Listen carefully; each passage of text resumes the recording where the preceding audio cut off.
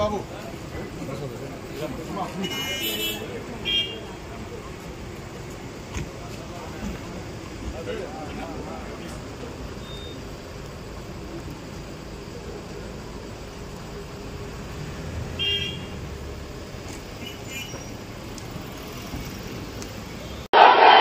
ఈ దొంగల రాజ్యం దోపిడీ రాజ్యాన్ని తరిమి కొట్టాలంటే వచ్చే ఎన్నికల వాళ్ళని పంచి ఊడిపోయాల ఓటేసి తరిమి తరిమి తరిమి తరిమి కొట్టాలి.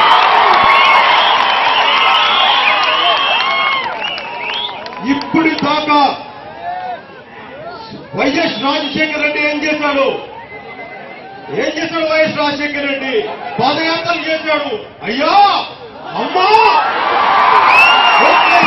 ఓట్లేసుకున్నాడు. 100 కిలోమీటర్లు తిరిగాడు. తిరిగి ఏం చేశాడు? తెలంగాణ కోసం నేను ఉన్నాను, తెలంగాణ కోసం సముఖంగా ఉన్నాను అంటాడు. వెళ్ళాడు. నక్సలైట్లు, ఏ నక్సలైట్లు అయితే పేద ప్రజల కోసం పోరాడుతున్నారో నక్సలైట్ల కోసం మేము వాళ్ళ జనజీవన సమంతిలో కలుపుతామని చెప్పి వాళ్ళతో మీటింగ్స్ పెట్టుకున్నారు. ఆయన ప్రామిస్ చేస్తాం అని చెప్పి, అలాగే రైతులు, ఇది రైతు బంధువుల రాజ్యం, ఇది రైతుల కోసం ఉంటామని చెప్పి ఈ 3 నిర్ణయాలు పదవిలోకి రాగానే ఏం చేశాడు?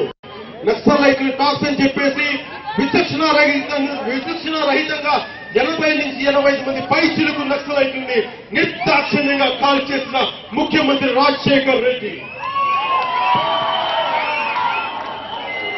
తెలంగాణ 2004లో మేము తెలంగాణ సముఖం, అదుగో తెలంగాణ, ఇదిగో తెలంగాణ, అదుగో తెలంగాణ, అదుగో తెలంగాణ అని చెప్పి రాజశేఖర్ రెడ్డి ఏం చెప్పాడు 2008లో అంటే కాంగ్రెస్ ప్రభుత్వం అయ్యా ఇప్పుడప్పుడే రాజు 2009లో మాకు తెలియదు, ఇప్పుడప్పుడే రాజు ఇప్పుడు వస్తాం మాకే తెలియదు అని చెప్పి వెన్నుపోటు పొడిచిన తెలంగాణ వాదానికి వెన్నుపోటు పొడిచిన వ్యక్తి రాజశేఖర్ రెడ్డి కాంగ్రెస్ ప్రభుత్వం.